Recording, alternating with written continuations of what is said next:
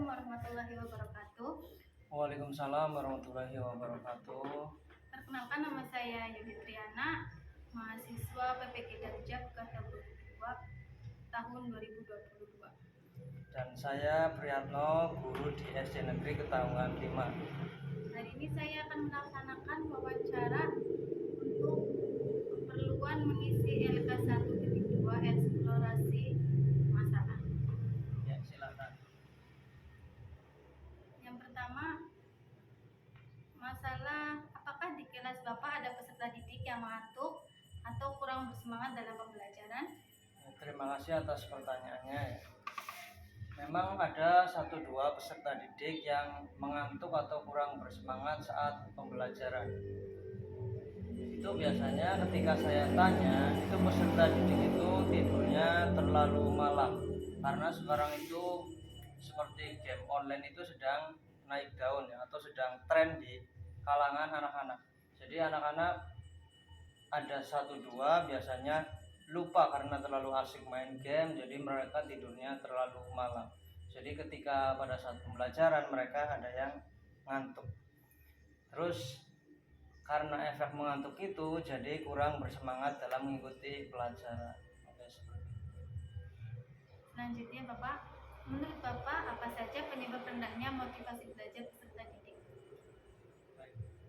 Kalau di sini di SD Negeri Ketawang 5 khususnya, rendahnya peserta didik itu salah satu penyebabnya adalah pendidikan orang tua di sini itu masih rendah.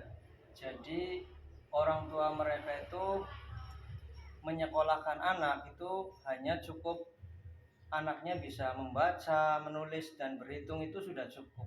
Lalu biasanya mereka setelah menguasai 3 hal tadi, mereka disuruh untuk bekerja membantu orang tuanya. Karena ekonomi di sini tuh rata-rata masih pas-pasan.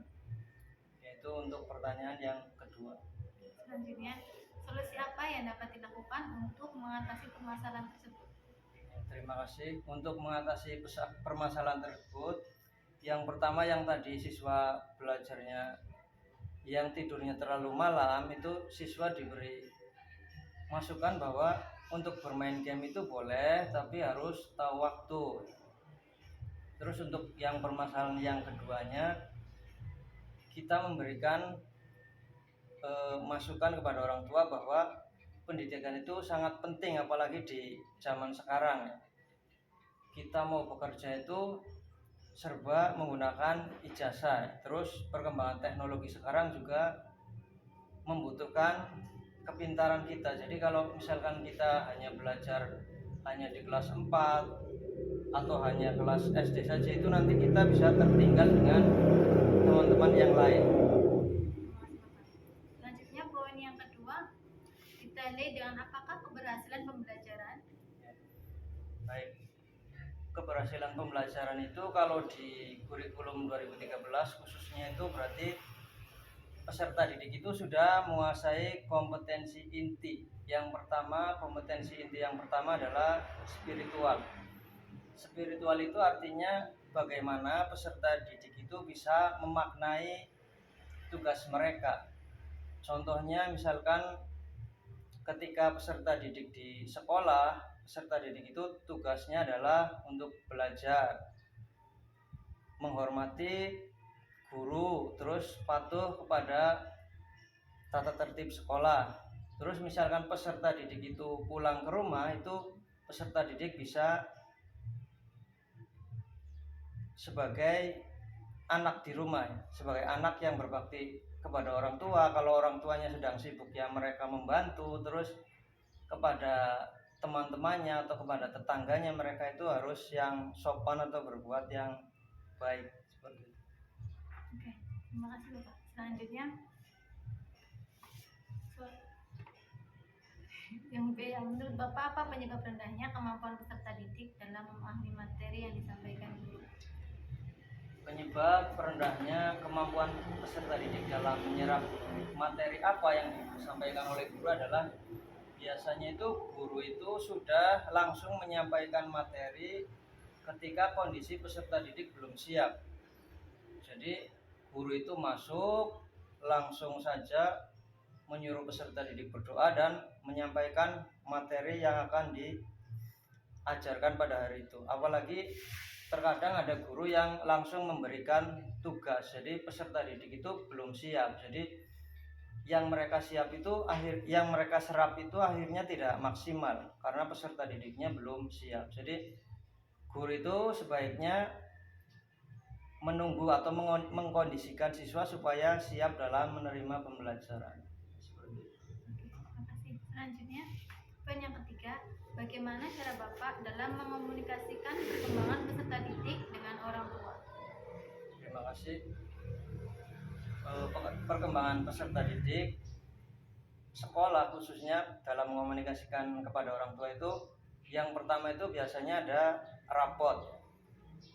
Terus yang kedua, biasanya hasil dari peserta didik itu kami foto terus kirimkan kepada grup WA atau grup apapun yang ada di SD, seperti itu.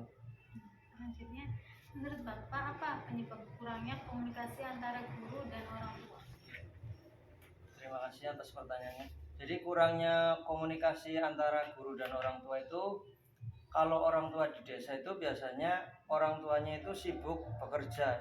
Jadi kalau di lingkungan SD Ketanggungan 5 khususnya itu biasanya orang tuanya ada yang kerjanya di garmen, jadi mereka itu bekerja dari pagi sampai sore. Jadi guru itu kesusahan dalam berkomunikasi. Terus sekarang itu zamannya komunikasi lewat HP ya. Sedangkan mereka orang tua peserta didik itu ada yang tidak mempunyai HP. Jadi biasanya itu satu HP satu keluarga, jadi gantian. Misalkan ada informasi dari sekolah, misalkan yang bukan orang tuanya, jadi orang tuanya tidak sempat membaca apa yang disampaikan oleh sekolah. Terima kasih. Selanjutnya, solusi apa yang dapat dilakukan untuk mengatasi permasalahan tersebut? Solusinya biasanya kita itu menyampaikannya ketika orang tua tidak mempunyai HP, kita komunikasinya lewat siswa. Jadi kita ngomong kepada siswanya, terus siswa menyampaikan kepada orang tua. Seperti itu. Selanjutnya, poin yang keempat, model pembelajaran apakah yang cocok untuk anak kelas 5 SD? Ya, menurut saya model pembelajarannya adalah pembelajaran berbasis masalah. Jadi misalkan di sini ada masalah apa, kita sampaikan kepada peserta didik untuk mencari solusinya. Jadi pembelajaran yang cocok di sini adalah model berbasis masalah. Seperti itu. Selanjutnya, menurut Bapak, apa sih yang menjadi penyebab guru belum mengoptimalkan metode pembelajaran? Menurut pendapat saya, guru itu belum mengoptimalkan metode pembelajaran adalah guru itu kurang literasi. Jadi guru itu kurang menggali informasi atau menggali pengetahuan. Jadi guru itu hanya dulu pernah kuliah terus sudah tidak menggali informasi lagi. Jadi ilmunya itu ada yang semakin kesini semakin lupa. Jadi guru itu kurang bisa memaksimalkan metode pembelajaran. Terima kasih. Selanjutnya, poin yang kelima, apakah peserta didik di kelas Bapak sudah memahami konsep perkalian dan pembagian? Sebagian besar peserta didik di kelas saya itu sudah menguasai konsep perkalian dan pembagian, tapi ada beberapa siswa yang kurang memahami konsep perkalian dan pembagian.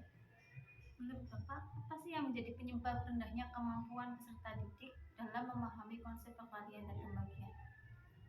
Peserta didik itu kurang memahami, khususnya di sini konsep perkalian dan pembagian. Itu kalau peserta didik di desa itu umumnya mereka itu belajar hanya di sekolah saja.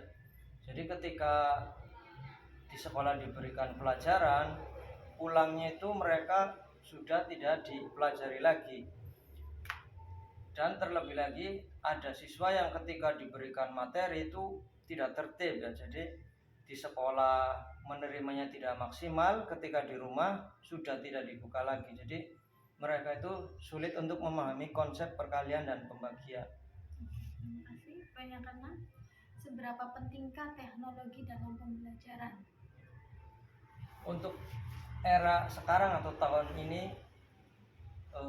teknologi itu sangat penting dalam pembelajaran karena hampir semua sektor itu sekarang sudah menggunakan teknologi dalam melaksanakannya. Jika peserta didik menggunakan teknologi, nanti ketika mereka terjun ke masyarakat, jadi mereka itu sudah terbiasa.